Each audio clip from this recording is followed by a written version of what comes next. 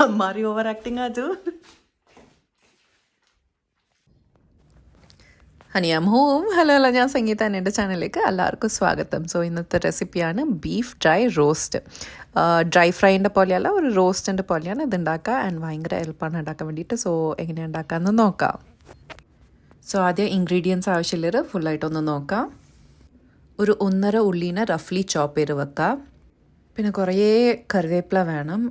ഇതിപ്പം ഫ്രീസറിൽ വെച്ചതുകൊണ്ടാണ് കളറൊക്കെ മാറി കിടക്കുന്നത്. ഫ്രഷ് ആയിട്ടുള്ള കറിവേപ്പിലയാണെങ്കിൽ നല്ലതായിരിക്കും. പിന്നെ 10 പച്ചമുളക്.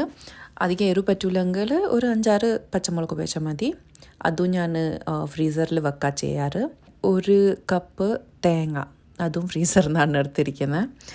പിന്നെ 2 table spoon ginger garlic paste. അത് റെഡിമെയ്ഡാണ് ഉപയോഗിക്കുന്നത്. ഫ്രഷ് ഉപയോഗിച്ചാൽ നല്ലതാണ്. സോ 1 ടേബിൾ സ്പൂൺ ജിഞ്ചറും 1 ടേബിൾ സ്പൂൺ ഗാർലിക്കും ഉപയോഗിച്ചാൽ മതി. ഇനി ഞങ്ങൾക്ക് ഡ്രൈ മസാലാസ് എന്തൊക്കെയാണ് ആവശ്യമില്ലെന്ന് നോക്കാം.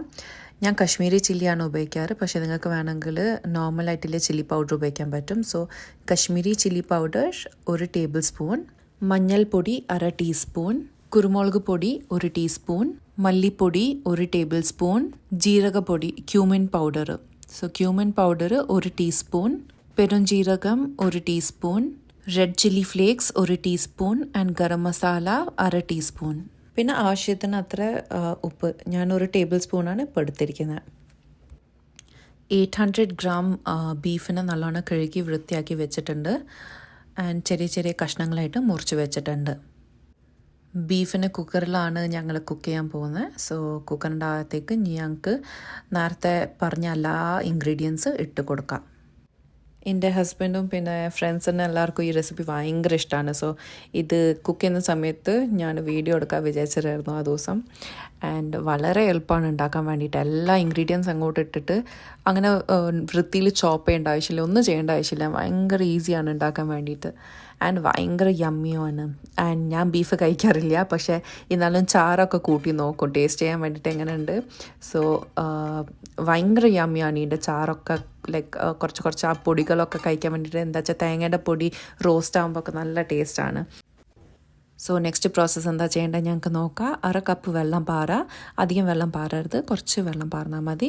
എന്നിട്ട് കഴിഞ്ഞിട്ട് ലിഡിട്ട ശേഷം, കുക്കറിൻ്റെ ലിഡിട്ട ശേഷം 5-6 വിസിൽ അടിക്കുന്ന വരെ ഇതിനെ കുക്ക് ചെയ്തെടുക്കുക. ചില സമയത്ത് ബീഫ് കുക്കായിട്ടില്ലെങ്കിൽ കുറച്ചുകൂടി വിസിൽ, ഒരു 6 to 8 വിസിൽസ് കൂടിയും നിങ്ങൾക്ക് ചെയ്യാൻ പറ്റും. സോ ഇത് പിന്നെ മീഡിയം ഫ്ലെയിമിൽ വേണം കുക്ക് ചെയ്തെടുക്കാൻ വേണ്ടിയിട്ട്. ഹൈ ഫ്ലെയിമിൽ ബീഫിനെ കുക്ക് ചെയ്യരുത്.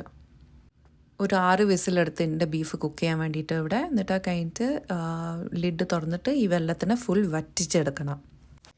സോ ഇതിനെ കൊണ്ടാണ് പറയുന്നത് ബീഫ് കുക്ക് ചെയ്യുന്ന സമയത്ത് കുറേ വെള്ളം എടുക്കരുത്. എന്താ വെച്ചാൽ കുറേ വെള്ളം എടുത്തിട്ടുണ്ടെങ്കിൽ വെള്ളം ഇവാപ്പറേറ്റ് ആവുന്ന വരെ നിങ്ങൾക്ക് കുക്ക് ചെയ്തെടുക്കണം, കുറേ സമയം എടുക്കും. ആൻഡ് ബീഫിൽ നിന്ന് തന്നെ കുറേ വെള്ളം വരും കുക്ക് ചെയ്യുമ്പോൾ.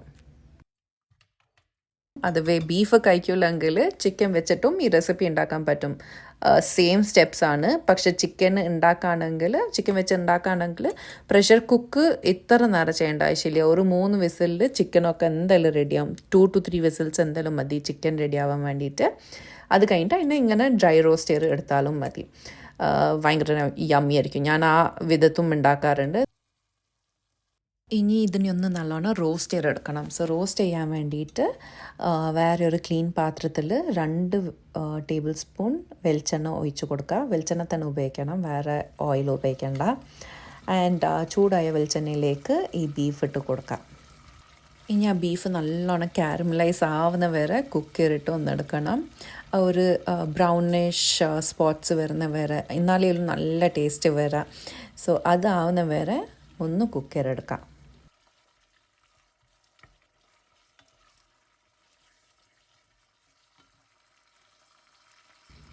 ലാസ്റ്റിൽ വേണമെങ്കിൽ കുറച്ചുകൂടി പെപ്പർ പൗഡർ ഇട്ട് കൊടുക്കുക.